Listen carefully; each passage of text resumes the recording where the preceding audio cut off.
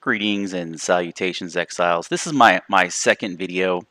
I think I can do a better job articulating the idea of a design failure or an design obsoletes. And so playing through the Conan Exiles on a PvE PvP server. I'm sorry, PvE conflict server. I've come to realize that there are a large degree of designed obsolescence, and you don't really realize it until after you play extensively on PvP servers, and then you're running around a PvE or a PvE no conflict, and you realize that a big portion of the game is cut off to you, and I makes sense if you're just doing a PvE no conflict, and that's like the most vanilla version of the game.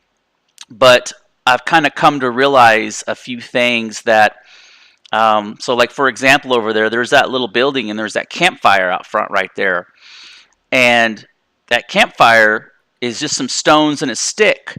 And so there are certain things in the game that I generally kind of consider community property. And so if you don't have locks on it, like this right here, this doesn't have a lock on it. So it says locked, but when you play on PvP servers, you don't have the ability to lock this stuff. It's always open. And so they've gone through and they've made it to where all items are locked except to the person that is the owner or the guild that is the owner of the property. But if you're on a PvP server, the only things that are lockable are houses, safes, chests, and boxes, and that's it.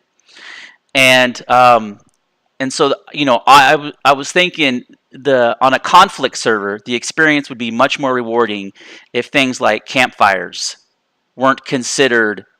They were, if you build a little campfire out front and you just leave it out in the wilderness, it shouldn't be blocked. It should just be open, And if you want your campfire secured, you should.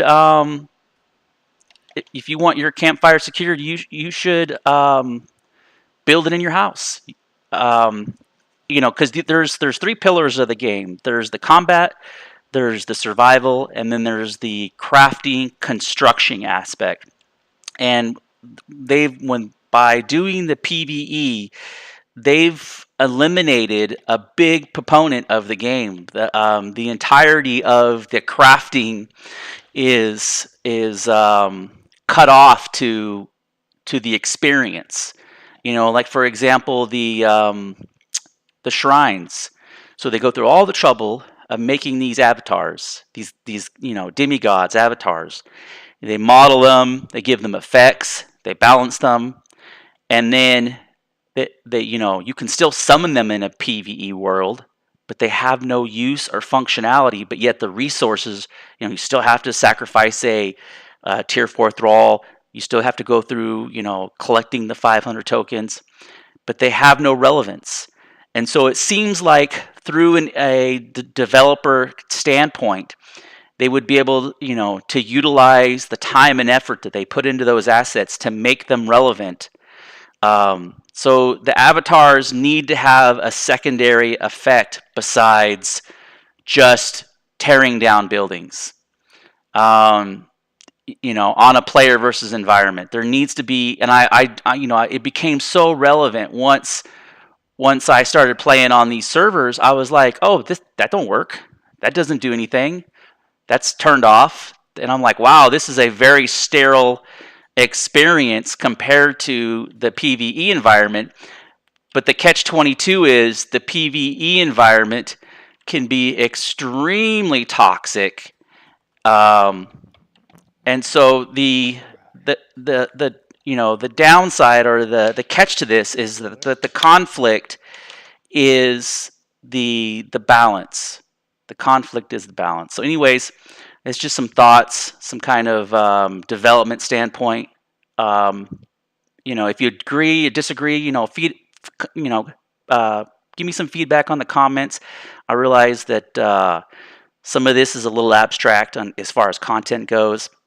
But yeah, I definitely, any type of input, I'm always welcome to, any type of criticism. Thank you for watching.